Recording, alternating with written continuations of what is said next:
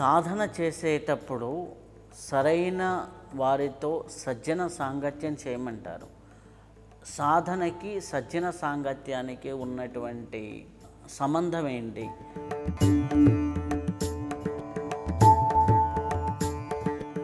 సాధు సంగమం చాలా విశేషంగా చెప్పబడింది. చతుర్థ సాధు సంగమ అని. అందువల్ల సత్పురుషుల యొక్క సాంగత్యం, ఆ సత్పురుషులు అన్న విషయంలో ఎవరు సత్పురుషులు, ఎవరిని ఆశ్రయించాలి అన్నది ఒక ఊర్లో ఒక కంపెనీ వస్తే ప్రయోజనం ఉంది, కానీ ఒక ఆలయం వస్తే ఏం ప్రయోజనం ఉంది అనేది.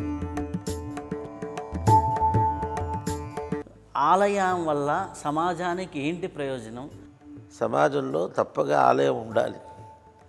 ఆలయం సమాజానికి ఒక సమైక్యతమైనటువంటి కేంద్రమే కాక ఆధ్యాత్మికమైనటువంటి చైతన్య, ఆధ్యాత్మికత అంటూ లేకపోతే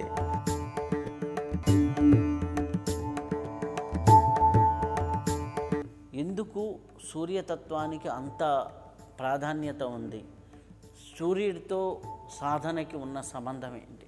భౌతికంగా మనకు కనిపించే ఈ ప్రపంచమే ఆ సూర్యుని యొక్క ప్రకాశంతో ప్రకాశిస్తుంది, ఇస్తుంది. అంతకన్నా ప్రకాశమైనటువంటిది మరొకటి లేదు కదా. అది విచారణ చేస్తే నీ ఆత్మతత్వం. కానీ ఆ సూర్యుడిని కూడా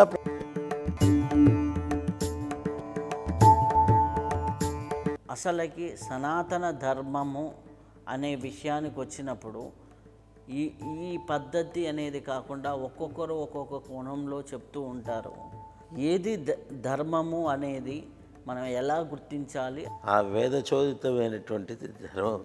ధర్మమని చెప్పేవాడు ఎవరైనా చెప్పాల్సింది వస్తే ఆ వేద ప్రామాణికతనే వాడు చెప్పాలి. వేద ప్రామాణిక అతిరిక్తమైనటువంటి స్వయంగా వాళ్ళు చెప్పేవి ఏవైతే ఉన్నాయో, స్వకపోత కల్పితములు, అవన్నీ కూడా అధర్మములే.